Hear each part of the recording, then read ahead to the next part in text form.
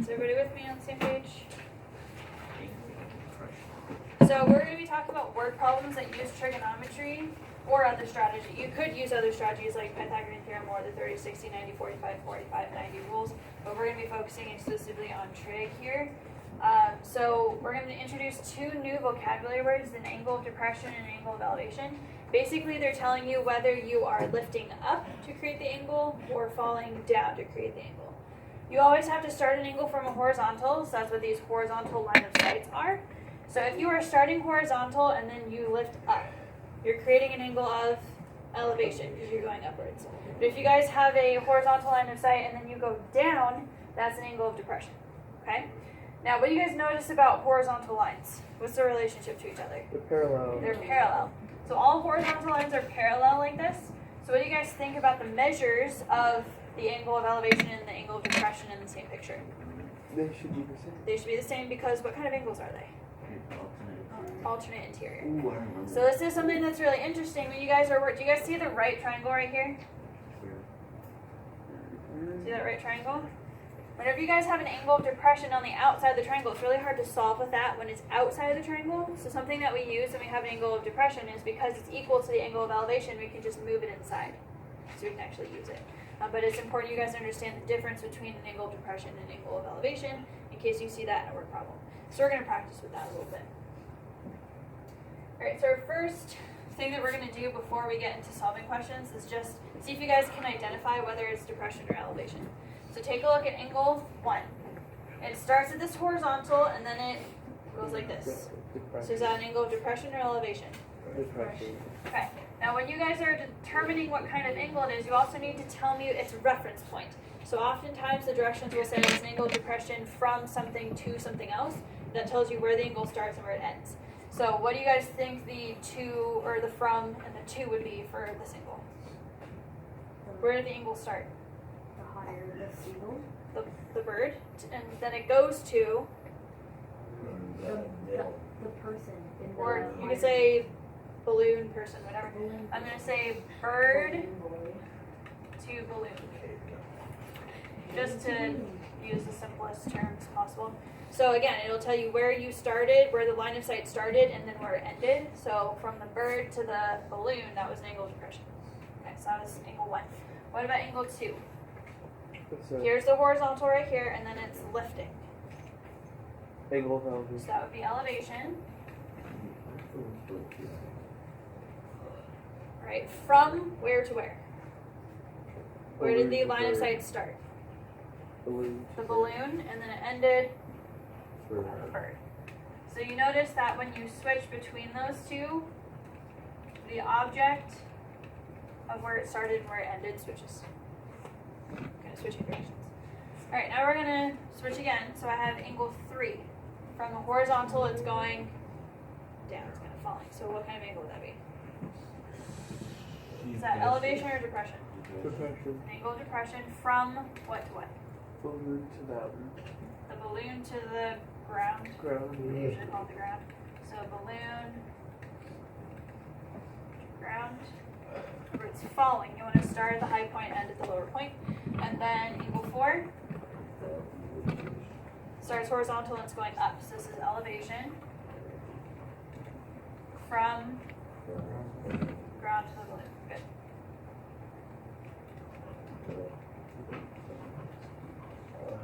Alright, so that was just an exercise in determining whether it's elevation or depression. You guys are looking at the picture, so it's going to be important in solving. Alright, here's our first example. I know it's a little bit sketchy the way that it printed out, maybe a little bit hard to read because I kind of took a snapshot from the textbook and then stuck it in here. So basically what they've done is they've given us a word problem and they've divided into 3 sections what we know, what we need, and what our plan is to solve for it. You don't have to do this full process every time, I just thought it was interesting to include here. So our question is, you're standing somewhere, and you sight a rock climber on a cliff at a 32-degree angle of elevation. So am I looking up or down? I'm looking up, it's elevation. Your eye level is 6 feet above the ground, and you are 1,000 feet from the base of the cliff. They want to know the approximate height of the rock climber from the ground. So this is an interesting question. They've drawn this picture over here, They have your eye level, they have the angle of elevation lifting upwards at 32 degrees, and they have your distance from the cliff. The climber's up here, right? But this is not a complete picture. What other detail did they put in the directions that I don't have included in that picture? The climber. No, the climber's right here. Oh, Say again? Your eye level is 6 feet above the ground. So what they've actually drawn is this. That's you. Whatever. That's you, okay? If I'm trying to figure out how high the climber is from the ground, would I just want this? Would just this side of the triangle tell me how far they are from the ground? Wait, where? So This is you. You're measuring from your eyes up, like that, right? So I want to know not from your eyes up, I want to know from the ground up, how tall. that'd be +6. Yeah. This little section right here, this is the ground, right? That's your height, that's 6. So what they've done in this question, it's a little bit complicated, I understand, but we'll practice with this a little bit more. When they're describing eye level, but then they want from the ground, you have to add how tall you are. Right, because your feet are on the ground, not your eyes. That would be really weird if your eyes are on the ground. It's your feet that are on the ground. So you guys have to add the 6 on to this side of the triangle in order to get the full height, right? So what they've described here is what we know. What's the angle of elevation? 32. Okay. What is my distance away from the cliff? 1,000. And how high is my eye level from the ground? 6, right? They will not give you information that you don't need to use. Everything that they give you, you will need to use within the question. So if they give you that 6, you have to figure out how that factors into the question. What I need to know is how high the climber is from the ground, okay? So my strategy is to find this side right here, which I'm going to call X. I'm going to find how high the climber is from my eyes. And if I know how high they are from my eyes, and I know how far it is from the ground to my eyes, I can just add those two together. So my plan is to do this. I'm going to find the X using trigonometry, and I'm going to add how tall I am to fill out the extra space between my eyes and the ground. Right? So this is a little bit messy. I'm going to kind of ignore that. So I need to use trigonometry to find X. How would I do that? Think back to what we were just doing. We guys just did on your quiz, that last lesson. I have the 32. I have this side and I have this side. You have to do the opposite. So this is opposite and this is Adjacent. adjacent. So what uses O and A, opposite and adjacent? Wait, no. So, ka, toa. What uses opposite and adjacent? The toa, the tangent. So I'm going to do tangent of what? 32. 32. And then I'm going to write the ratio opposite over adjacent. X over 1,000. X over 1,000. Just using trigonometry to write this expression. Now what would I do to actually solve for X?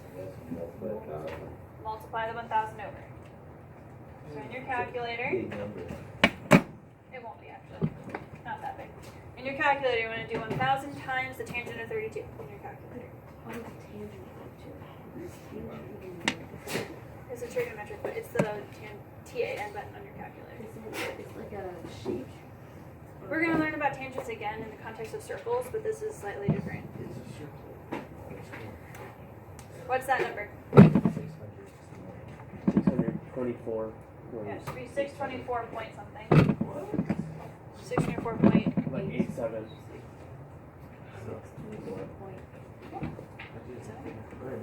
Oh, your calculator went up.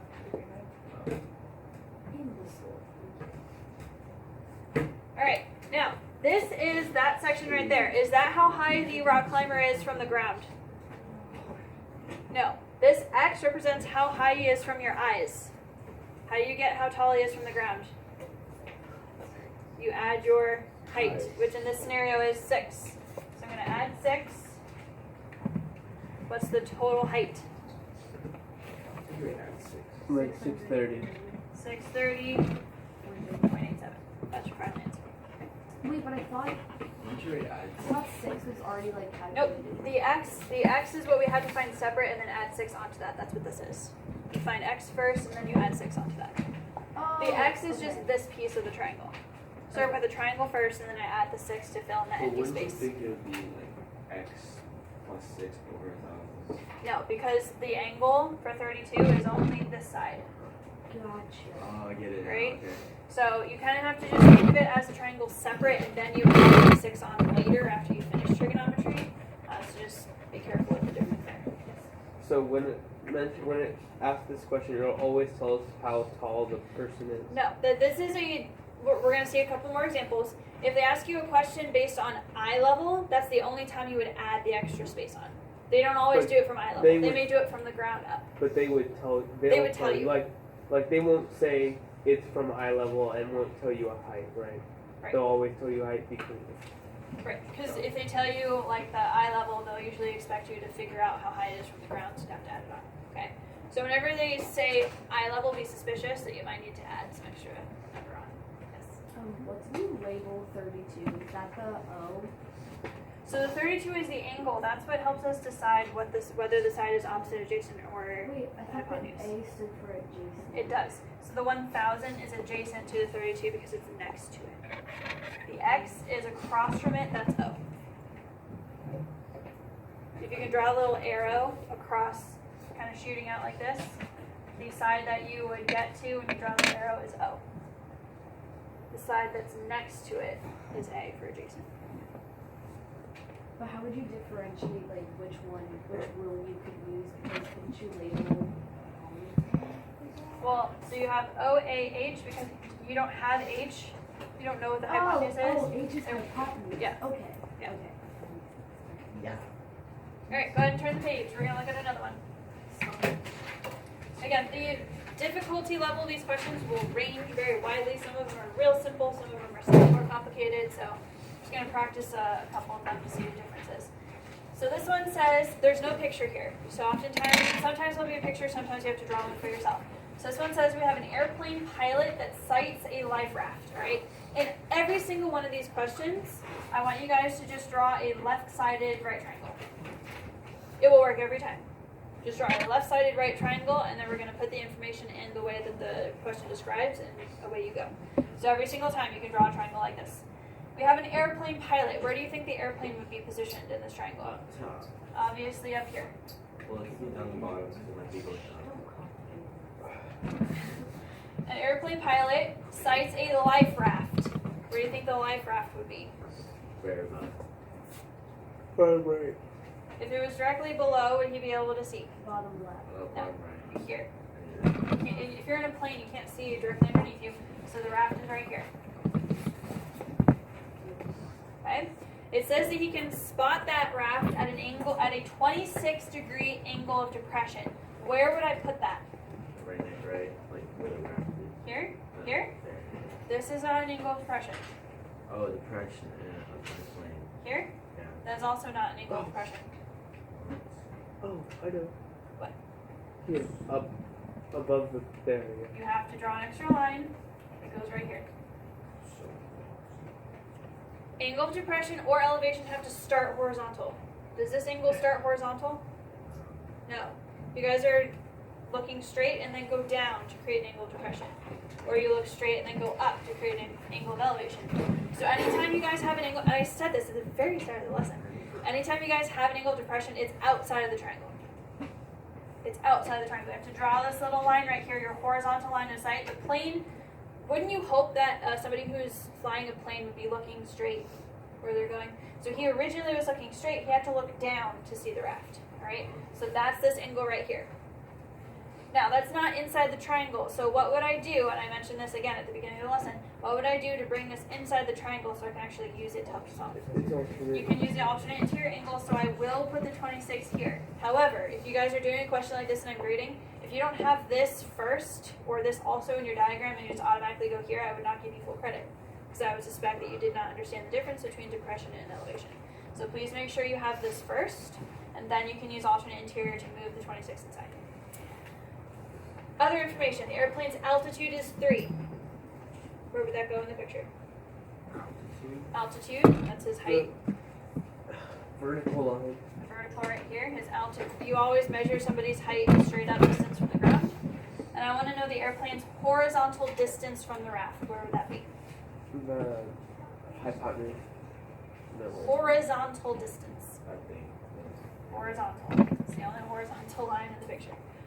Alright, so now I've created a picture that you guys would have seen in last lesson. Right, I have one angle one side. I'm going to be using trigonometry because this angle is not 30, 60, or 45. So So when you have a different angle than those, you would use trigonometry instead of the special rules. So who can tell me what I would do? Always label. What's 3? Oh. Opposite. What's x? Adjacent. What uses OA? Toa. So toa, the toa part. So I'm going to be using tangent. Tangent of what? 26 equals 3 over x. opposite over adjacent, 3 over x. What do you guys do when the variable's in the denominator? You switch it. You're going to move the 6 over here and the tangent right there. They swap positions algebraically. You know, you have to do this inverse. No, inverse is when you're trying to find an angle measure. You already know the angle. Oh, yeah. So just put that, you literally type that into your calculator. 3 divided by the tangent of 26, enter.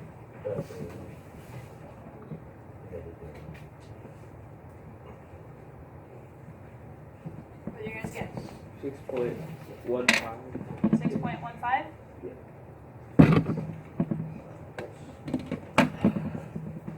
This was not any eye level, anything you could add any additional numbers. This was just straightforward. Done. Okay? Questions on that? The only difference here is being able to draw the picture. Everything else is just regular trigonometry we were practicing last time. Alright, a couple more examples. This one has a picture for you. A 9-meter ladder leaning against a building makes an angle of 55 degrees with the ground. So they've placed that with you, or they've placed that in the picture for you. The angle of elevation from the ground up is 55. They want to know how far from the base of the building is the foot of the ladder. So they've given you the picture already. So let's go ahead and label. What would 9 be? The hypotenuse, and what would x be? Adjacent. We don't know the opposite side, so you can just ignore it. So what uses AH? SOHCAHTOA. Ka. Ka part, AH, CAH. So I'm going to be using cosine. Cosine of what? 55. The angle always goes inside the parentheses. So cosine of 55 equals x over 9. Adjacent over hypotenuse. The way it's spelled is the way you write the ratio. How would I get x by itself in this expression?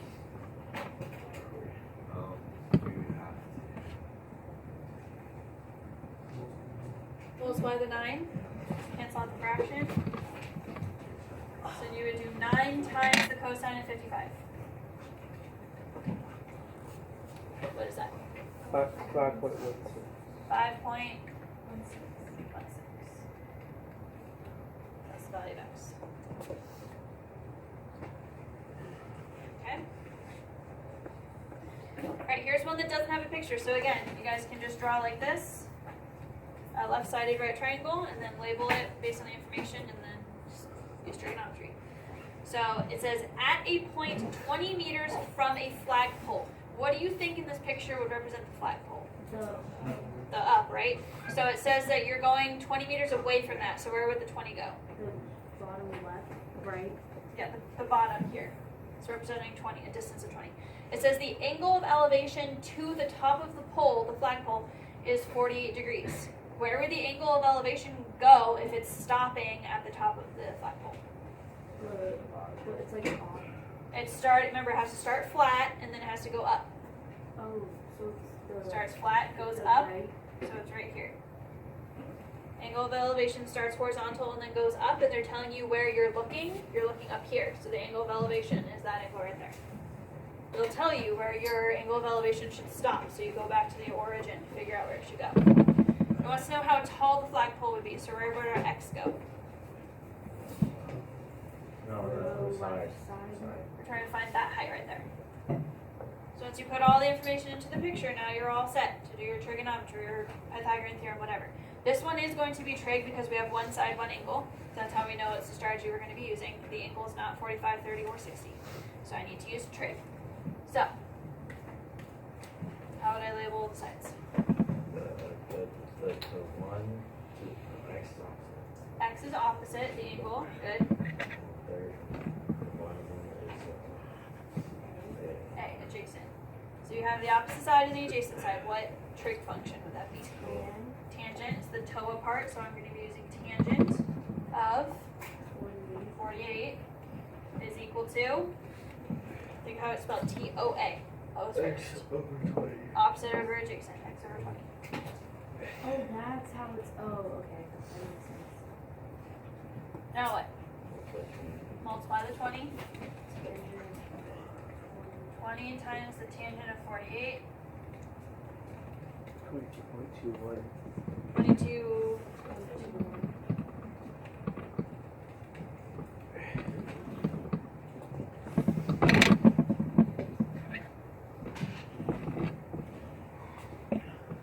Alright, 2 more. This one's a little bit different. Number 3 is a little bit different. Again, left-sided right triangle. Right? Left-sided right triangle. A ship is 1,000 meters from a lighthouse. Where do you think the ship is? Where do you think the lighthouse is? The ship is at the bottom. Here? 1,000 meters is like the base horizontal. Yeah, so obviously the lighthouse is the vertical side here and the boat is away from that. So we're going to be doing the 1,000 right here. You can even draw a lighthouse if you feel creative, but this is going to be the lighthouse and the ship is away from that. It says that the lighthouse itself is 150 meters tall. Where would the 150 go? The lighthouse is 150 meters tall. Now we'll go. Over there. This is the lighthouse. It is 150 meters tall. Okay? What is the angle of depression from the top of the lighthouse to the ship? Okay? Remember, angle of depression is outside the triangle, has your horizontal going down. So you have to actually draw the horizontal, even though it wasn't there originally. You have to draw it, and then you're going down. This is what I'm trying to find. That's x. This one switched a little bit. This time we're trying to find an angle instead of a side. We can still do that. We can use inverse trig. But we have to do something small. So obviously this is where the angle of depression starts, but it's outside the triangle right now. Well, since you already know that angle, you can do the bottom one, like the angle to the right. This one? Yeah. What lets me do that? With the interior. Okay. Those are alternate interior angles because the horizontals are parallel. Okay? So I can move the x on the inside. So now I'm focusing on this triangle right here with the x. So again, it's inverse trig. So we use 2 sides to find an angle using inverse trig. So what 2 sides do I have? Yeah. The O and the A. This is opposite. This is Jason. adjacent. So OA again.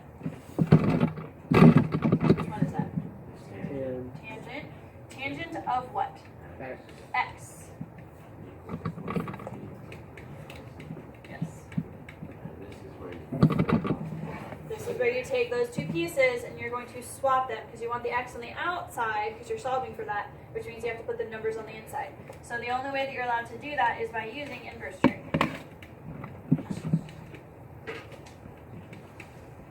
So you're going to push second.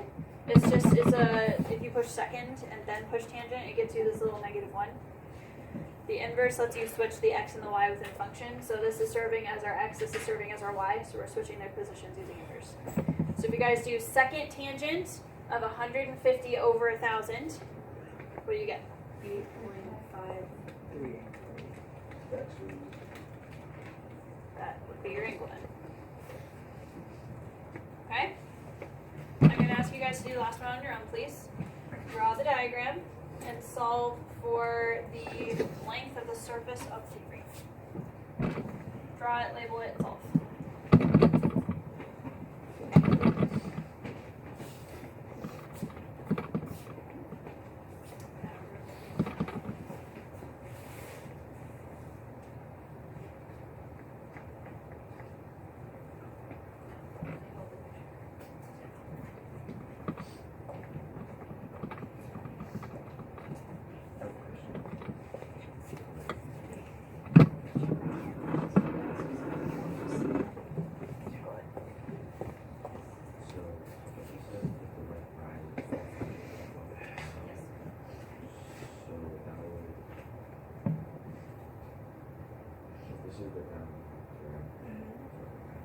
It's rising by 4.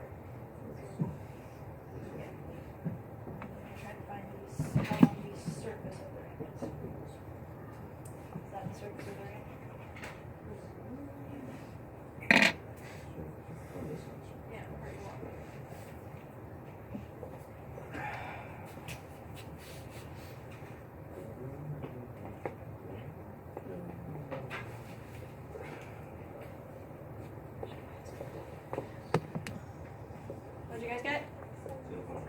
should get 7.55. Right? When you have the picture, you have your angle of elevation, which would go here, or from the horizontal upwards, you have your angle of elevation. It says the ramp itself goes up 4, and you're trying to find the surface of the ramp, which is the part you walk on. This is not the surface of the ramp. That's what touches the ground. You don't even see it. Okay? So this is opposite and hypotenuse. OH is sine. So you do the sine of 32 equals opposite over adjacent, or sorry, opposite over hypotenuse. When your variable's in the denominator, you do that multiply divide trick. So okay, switch. So you do 4 divided by the sine of 32, and that will give you 7.55 rounded. Right, so really the only trick for these questions is, again, draw your left-sided triangle like this. Make sure you understand the context of the question, put all the numbers in the right spot, figure out whether you're looking for a side and using regular trigonometry or looking for an angle, which you would use inverse trigonometry for that, and then it's just trigonometry the same way. Right. I will finish this lesson by saying that not every word problem uses trigonometry. Alright, so we saw a couple on day 1 where we used Pythagorean theorem. So don't just assume that since it's a word problem you're using trig. Draw your triangle first and label it, and remember all the different scenarios. To use Pythagorean theorem, you don't know anything about the angles. For Pythagorean theorem, you know 2 sides and you're trying to find the third. That's when you use a squared plus b squared equals c squared, right? If you guys are doing the same scenario and this angle was a 45, would you use trig? No. No. If it's 45, 30, or 60, you have to use the special rules that we learned on day 2. The only time you would use trig is if you have one side, one angle, and the angle is something other than 45, 30, or 60. Okay? And that's a good segue because we are going to